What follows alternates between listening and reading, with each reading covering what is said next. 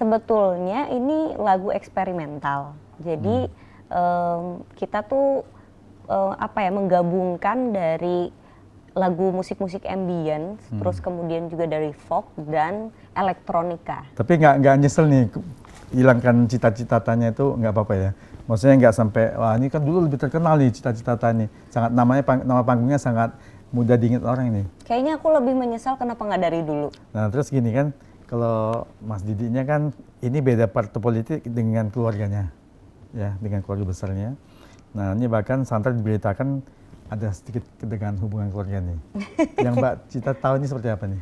Kalau Mas Didi sih kayaknya santai aja, perbedaan pendapat politik, kemudian juga ideologi itu kan berbeda, itu buat Mas Didi santai banget. Tapi nggak tahu ya kalau yang di sana.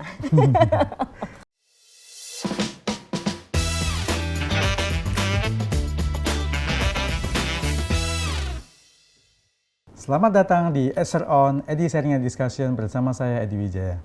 Kali ini saya kedatangan seorang tamu yang sangat istimewa. Penyanyi yang sangat terkenal dan juga sangat cantik. Siapa yang tidak tahu dengan lagunya Sakitnya Tuh di Sini dan juga Goyang Dumang. Namun sekarang beliau sudah mengganti genre musiknya dari dangdut menjadi ambient folktronica. Seperti apa jelasnya? Langsung saja kita ngobrol dengan Cita Rahayu. Halo Mbak Cita, apa kabarnya? Ya ampun, sehat ya? Alhamdulillah. Wah ini sehat. Mbak Cita juga sehat ya? Ini cantik begini ini apa perawatannya? Atau apa rahasianya? Nggak ada perawatan. Mungkin makanan barangkali. Nggak ada, makanan bebas. Apa aja gitu ya? Iya, kebetulan aku muslim jadi aku air wudhu. Oh gitu, hati yang bersih gitu ya. Yang penting sehat aja pikiran. Sehat aja, okay. Nah ini gini, kan Cita-Citata ini nama dulu waktu sangat terkenal di waktu nyanyi lagu dangdut ya. Nah kenapa kembali ke nama aslinya Cita Rahayu? Yang paling penting sebetulnya ya menjadi diri sendiri ya. Karena setelah jadi diri sendiri pasti kita lebih bahagia, terus kemudian lebih nyaman juga gitu. Karena dulu waktu jadi Cita-Citata yaitu sebenarnya buatan label. Nama panggung aja. Nama panggung yang diberikan. Tapi itu diberikan. justru terkenal loh waktu itu kan, justru Cita-Citanya kan? Iya justru kalau ngomongin terkenal. Sekarang juga tetap terkenal, lebih terkenal lagi. Komersil nama Cita-Citata itu. Iya. Tapi itu kan sebenarnya pushing dari label gitu. Jadi segala sikap, perbuatan, kemudian juga performing dan segala macamnya lagu dan ciptaannya juga dari label gitu. Jadi bukan jadi diriku sendiri. Oh, jadi tidak menjadi diri sendiri itu. Betul. Yang membuat seorang Cita itu kembali ke nama aslinya. Iya. Nama lengkapnya Sri Cita Rahayu ya? Betul. Tapi sekarang pakai Cita Rahayu. Luar biasa ini. Nah ini sekarang kembali ke lagunya tadi yang genrenya kan ambient folktronica, itu seperti apa lebih jelasnya ini? Sebetulnya ini lagu eksperimental. Jadi kita tuh menggabungkan dari lagu musik-musik ambient, terus kemudian juga dari folk dan elektronika gitu. Jadi bisa dibilang ini adalah musik eksperimental yang penggabungan, kalau orang bilangnya hybrid. Iya, zaman gitu. Hybrid ya. Ikut perkembangan zaman nih berarti. Katanya sih gitu. Tapi yang jelas ya tergantung sama pendengar aja sih, mau membuat ini lagu pop atau bilang ini lagu apa aja bebas, karena memang ya itu adalah eksperimen aku sama produserku, yaitu artinya suamiku mungkin sendiri. Nama ambient folktronica itu hanya pertama kali di dunia ini atau bagaimana? Kalau aku lihat di negara kayak UK dan Europe lah ya, ambient folktronica ini udah biasa. Mungkin di Indonesia ini ya, baru aku mungkin. Baru ya. Iya. Indonesia satu-satunya yang baru ya. Iya, mungkin baru aku. Gitu. Karena menggabungkan antara ambience-nya itu. Jadi suara-suara alam. Iya. Gitu. Ada culture folk-nya. Ya, terus kemudian juga aku lebih fokus ke anak muda yang sebaiknya itu mereka mencintai budaya. Jadi dalam lagu trilogi atau titik tiga ini isinya ada Sang Penghancur, Mantra Mantri, dan Bakar. Di Mantra Mantri ini juga ada musik pentatonis. Jadi biasanya kalau musik-musik Indonesia ini dipakai diatonis. Nah, aku pakai pentatonis, musik-musik kayak Jawa kayak gitu. Jadi makanya ada Mbah Sujiwo Tejo di situ. Di situ beliau melanggam gitu. Jadi beliau membantu juga dalam pengisian di mantra-mantri tersebut. Dan juga khususnya di video klip Titik Tiga ini ya. Iya betul. Saya udah lihat luar biasa nih, dibuat seperti film lebar nih. Tentu harus dilakukan dengan treatment khusus nih. Bisa cerita sedikit Tahu tentang aja nih video karena klip? Pak Edi sebetulnya juga seniman juga ternyata. Saya dulu Juga pernah memproduksi film Oh luar biasa. Kalam Langit. Oh iya luar Ya. biasa. Film-filmnya bagus juga. Pasti ngerti kan Ya, scoring begitu. kayak gimana. Tapi ini luar biasa loh nih. Bisa diceritakan khusus nggak? Makanya kenapa video klipnya buat sampai semewah, pasti yang sangat mahal juga tentunya. Enggak sama sekali. Enggak? Kalau ngomongin mahal enggak sebetulnya. Tergantung sama kreativitas. Jadi kalau kreativitas itu kita bilangnya nggak boleh dibatasin sama uang. Gitu. Ternyata dengan bahan yang simpel, mudah, tapi juga pertemanan yang kuat, Ya, mungkin dari itu pertemanan saling ya. membantu Saling untuk bantu. terbuatnya ini lagu. Gitu. Jadi tidak dihitung biaya komersial. Iya, gotong royong. Gotong royong. Gotong royong. Terus kemudian juga produksinya juga simpel banget. Hanya 2 kamera. Terus juga kalau memakan waktu pasti karena memang pengennya matang ya Iya, untuk iya. lebih terlihat memang serius karena Cita memang udah nggak lagi di dangdut karena udah nggak pantas. Yang pertama sudah mengganti nama, Ya. sudah berbeda juga, Ya. terus sudah menikah juga. Yang kedua memang Cita pengen jadi diri sendiri. Jadi ya inilah diri Cita sekarang. Iya, luar biasa. Kasih Pak. Jadi ini kalau tentang, ada yang bilang kan nama itu kan adalah suatu doa yang menuntun kita untuk bertindak dan berlaku. Apakah memang itu juga yang membuat Cita Rahayu, seorang Cita kembali ke Cita Rahayu? Betul sekali karena nama itu ya tercipta, nama itu adalah doa katanya. Nah, iya. Kadang kata-kata juga adalah doa. Jadi Rahayu itu kan dalam bahasa Jawa dan Bali itu artinya selamat. Selamat. Gitu. Jadi sangat disayangkan kalau aku nggak pakai lagi nama aku Artinya yang sangat asli. bagus ya. Iya, ya. Tapi nggak nyesel nih hilangkan cita-citanya itu nggak apa-apa ya. Maksudnya nggak sampai wah ini kan dulu lebih terkenal nih cita-cita ini. Sangat nama panggungnya sangat mudah diingat orang ini. Kayaknya aku lebih menyesal kenapa nggak dari dulu. Oh dari awal langsung dari awal terkenal dengan Cita Rahayu ya. Kenapa nggak dari dulu? Tapi mungkin Iya. itu jalannya cita-cita harus berada di dangdut dan Cita Rahayu di genre yang sekarang. Gitu. Nah, tadi Mbak Cita kan banyak datang nih musisi-musisi yang dikumpul di rumah itu. Kira-kira siapa-siapa aja nih?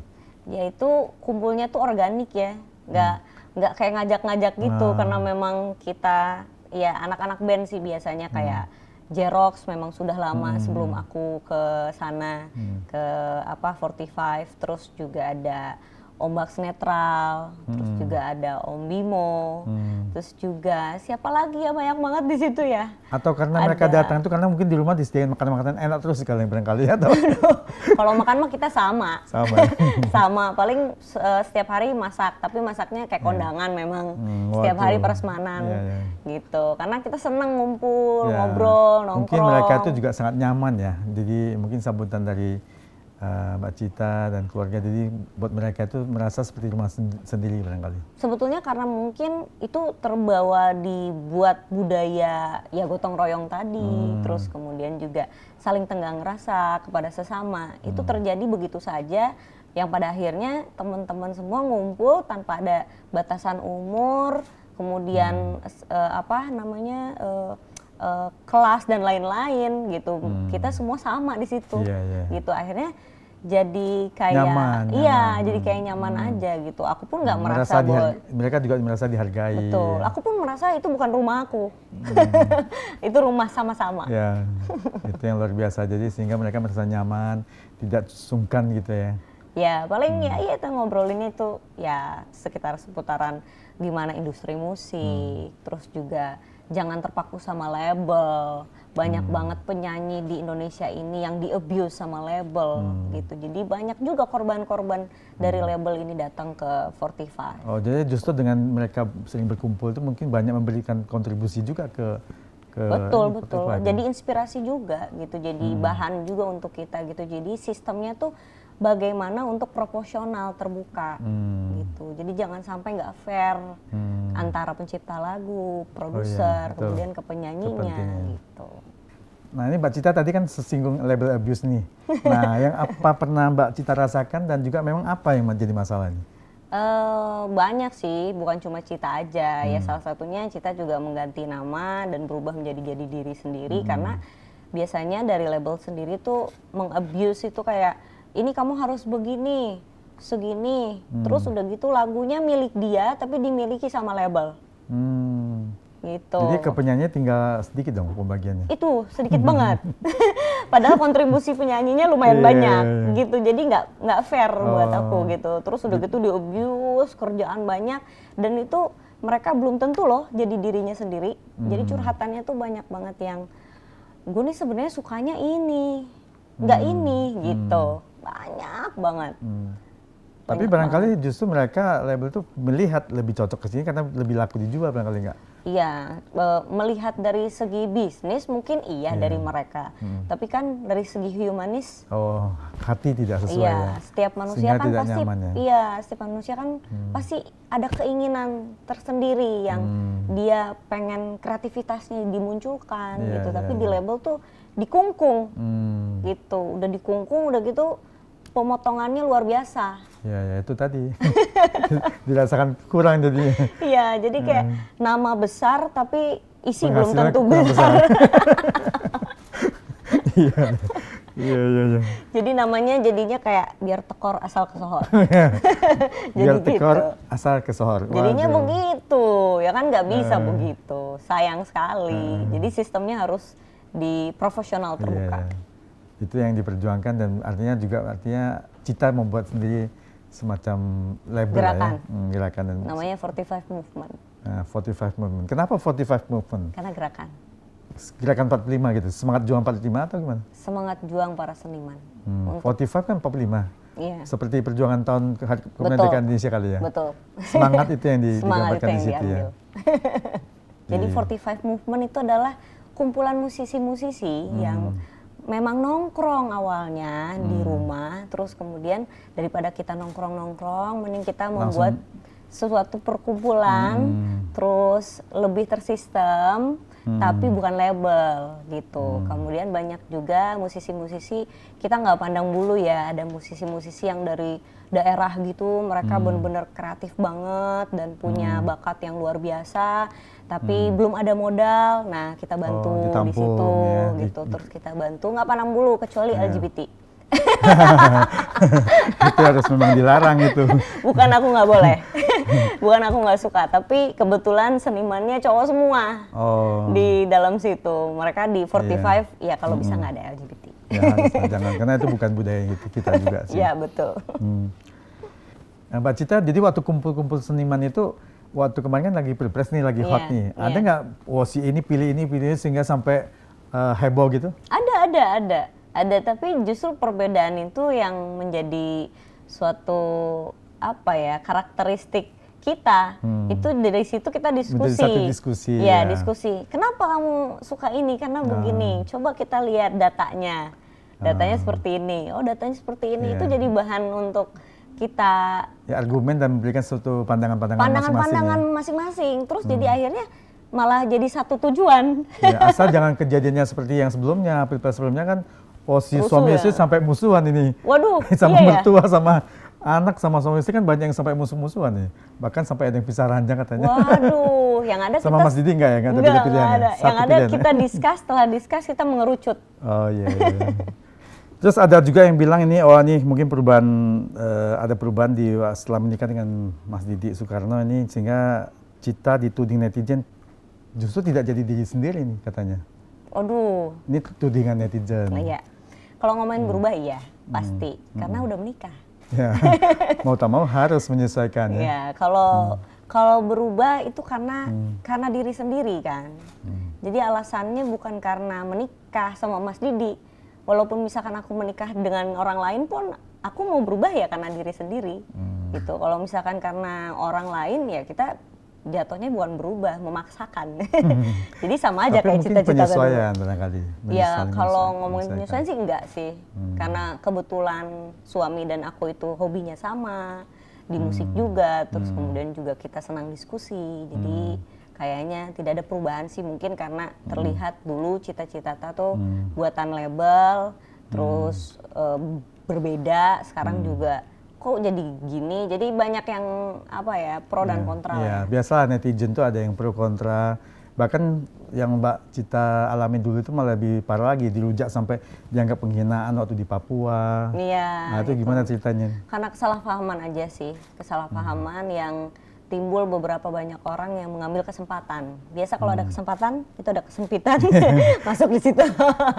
Gitu. Jadi waktu itu panasnya dari beberapa LSM yang masuk, terus kemudian juga ya kompor-kompor lah ya. Ya, mungkin bercandanya hanya untuk sendiri, ternyata terdengar terus dibesar-besarkan kali. Waktu itu ada pemotongan video. Oh, jadi tidak utuh ya seperti Tidak utuh, tapi balik lagi kepada masyarakat luas. Kalau aku kemudian apa ya, kayak ngomong membela diri juga, mereka juga nggak terima juga gitu. Jadi kita iyain aja dulu. Gitu. Ya, terus Cita kan pernah dulu dipanggil KPK nih, masalah kasus korupsi bansos waktu COVID-19 itu kayak gimana ceritanya? Ya, ini lucu banget. Jadi waktu momen itu tuh memang aku kan sebagai penyanyi, kita sebagai penyanyi nih atau seniman nih nggak tahu siapa yang mau ngundang kita kan. Kecuali kalau podcast kayak gini kita tahu siapa yang ngundang. Nah, waktu itu ya udah aku nyanyi aja, terus tiba-tiba ada masalah yang seharusnya sebetulnya IO-nya yang dipanggil. Bukan Cita. Iya, harusnya. Tapi karena waktu pengadilan itu saya dengar itu saya yang dipanggil nama Cita-Citata, jadi waktu itu dipanggil ke KPK sebagai warga negara yang baik, ya kooperatif aja.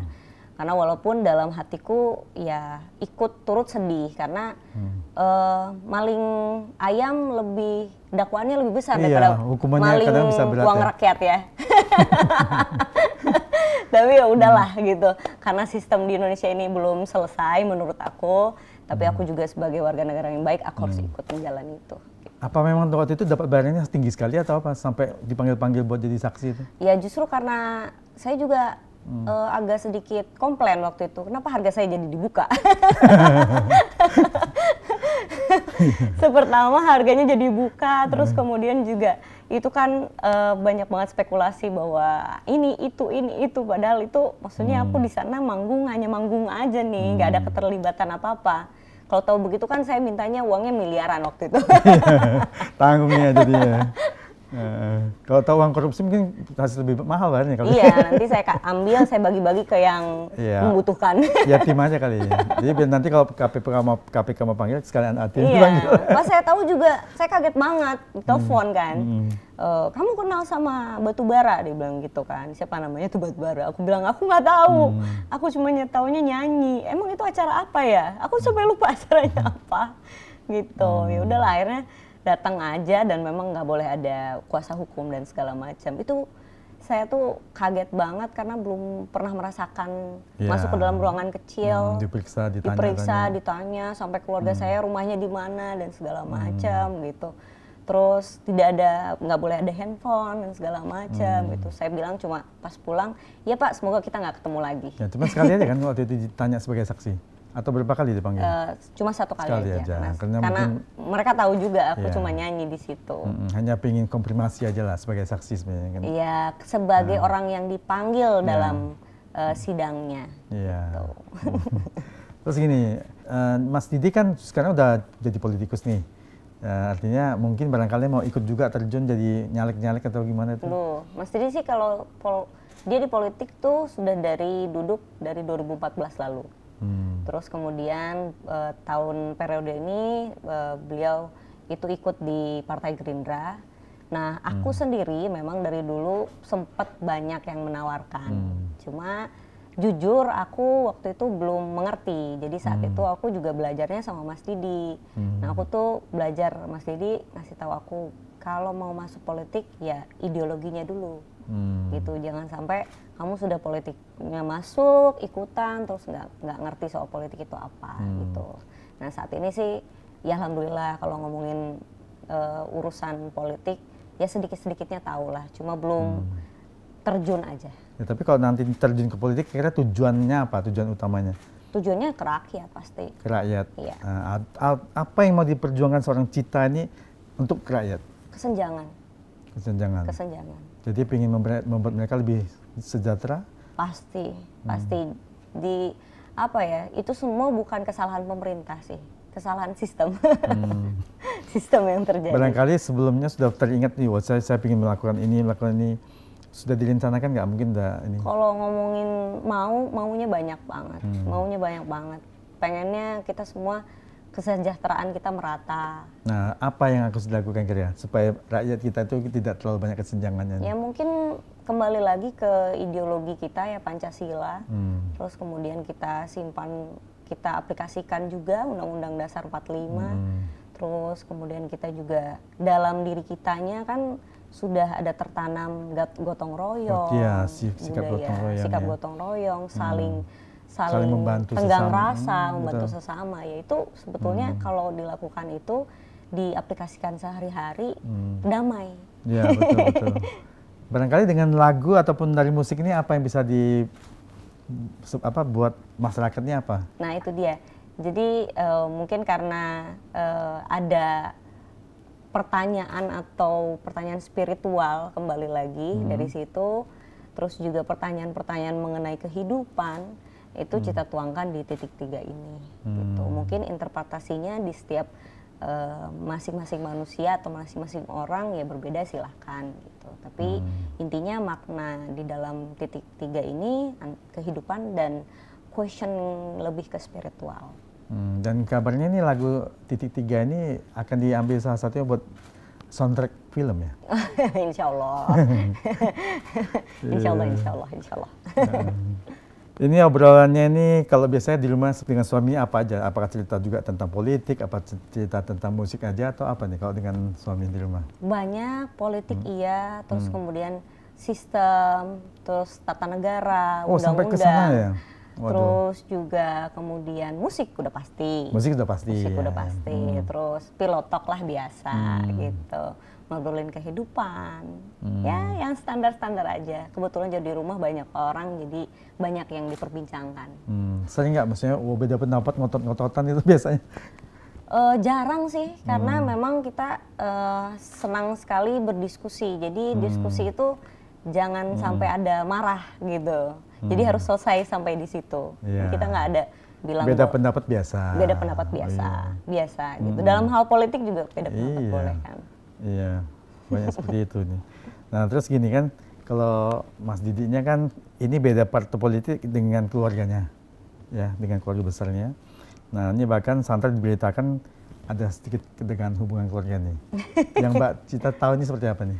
Kalau Mas Didi sih kayaknya santai aja, perbedaan pendapat politik, kemudian juga ideologi itu kan berbeda, itu buat Mas Didi santai banget.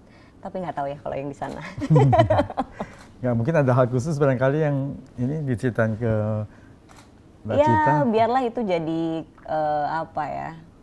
urusan keluarga lah ya, lebih ke privacy dari keluarga Mas Didi. Aku juga menghargai dari situ. Perbedaan itu justru yang menyatukan menurut aku ya gitu. Tapi ya kembali lagi kita nggak bisa mengontrol apa yang orang lain pikirkan gitu. Kita hanya bisa mengontrol diri kita sendiri aja. Iya. Yang penting aman aja untuk Indonesia ke depannya. Siapapun presiden, wakil presidennya, yang penting mereka akan berbuat untuk kemajuan Indonesia. Betul sekali. Pilpres sudah lewat ya, kedepannya ya kita sama-sama memajukan Indonesia. Iya, apalagi sebentar lagi katanya ada perang dunia ketiga. Waduh, ya mudah-mudahan kan? jangan ya. Mudah-mudahan jangan. Tapi yang pasti ya kita jaga-jaga dulu aja. Yang penting sekarang pemimpinnya yang terbaik aja untuk bangsa kita. Ya. Nah, kasih ini sebelum kita tutup nih. Nah, ini Mbak Cita, kira-kira apa pesannya buat generasi muda Indonesia nih?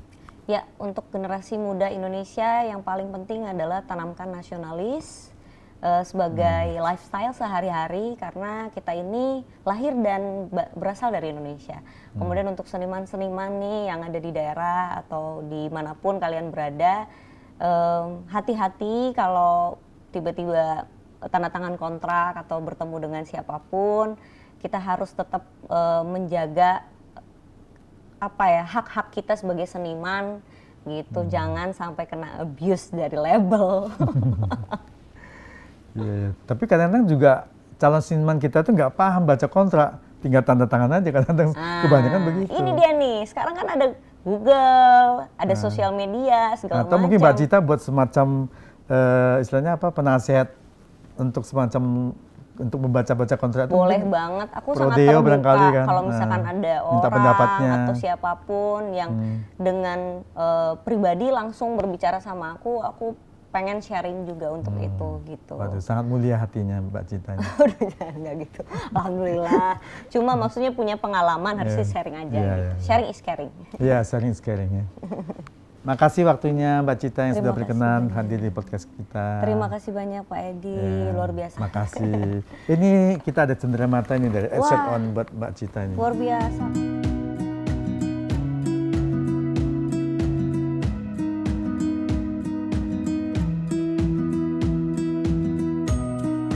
Demikian Sobat Asset On, edition and discussion yang telah setia menonton obrolan saya dengan Cita Rahayu. Semoga sharing pengalaman dan ilmu beliau bermanfaat buat kita semuanya. Nantikan obrolan berikutnya yang tetap menarik bersama narasumber yang luar biasa. Sampai jumpa.